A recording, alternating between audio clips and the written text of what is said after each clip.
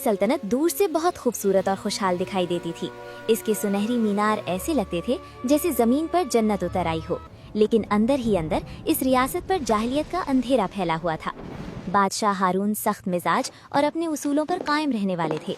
इस सल्तनत में एक पुरानी रस्म थी कि शाही खानदान का कोई फर्द डॉक्टर बनने की इजाजत नहीं रखता था, और जो कोई इस रिवायत को तोड़ता उसे सख्त से सख्त सजा दी जाती। इसने हमारी सदियों पुरानी रिवायात को तोड़ा है, उसे ले जाओ और काली कोठड़ी में हमेशा के लिए बंद कर दो। लोगों में ये कहानी मशहूर थी कि ज़माने कदीम में एक शहजादी ने बूढ़ी औरत का इलाज किया, लेकिन बदकिस्मती से वो जिंदा ना रह सकी। इसी वाक़े के बाद ये कानून बना कि शाही खानदान का कोई फर्द डॉक्टर नहीं बनेगा। बादशाह की सबसे छोटी बेटी शहजादी आमना कहलाती थी।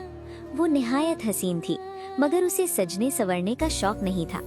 उसकी बड़ी बहन ज्यादातर वक्त अपने कमरे में जेवरात पहनने में गुजारती, जबकि शहजादी आमना को किताबों और तिब से बेहद मोहब्बत थी और वो दिन रात किताबें पढ़ती रहती थी। वो तरह तरह की जड़ी बूटियों से दवाएं तैयार करती रहती थी। ये शौक उसे बचपन में पड़ा, जब डॉक्टर उसकी दादी की जान न बचा सके थे। तब से उसने महल के तहखाने में सबसे छुपकर एक छोटी सी लाइब्रेरी बना रखी थी। वो रात के पिछले पहर खामोशी से सबकी नजरों से बचकर वहां जाती थी। शहजादी आमना पुराने हकीमों की किताबें पढ़ा करती थी। उसे तिब और दवाओं के नुस्खे समझने का शौक था। वो अक्सर मुस्लिम तिब्दानों की किताबों में खोई रहती और खामोशी से दवाएं तैयार करती थी। उसे खूब पता था कि कौन सी जड़ी बूटी बुखार ठीक करती है और कौन सा फूल जख्म भर देता है।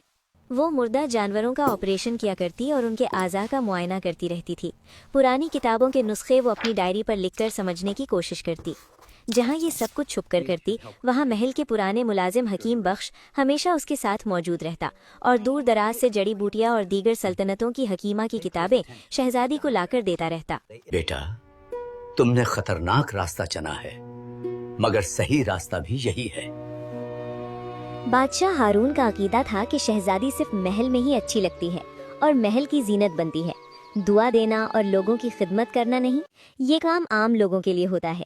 इसीलिए बादशाह ने शहजादी आमना को सख्ती से मना किया कि वो इस काम में शामिल ना हो। बेटी, बहुत सदियों से ये रिवायत जारी है कि शाही खानदान की कोई भी लड़की डॉक्टर नहीं बन सकती। ये मामूली लोगों का काम है। एक दिन शहजादी महल के बाग में बैठी पुराने नुस्खों को समझ रही थी कि अचानक उसे एक बंदर के बच्चे की रोती आवाज सुनाई दी। फौरन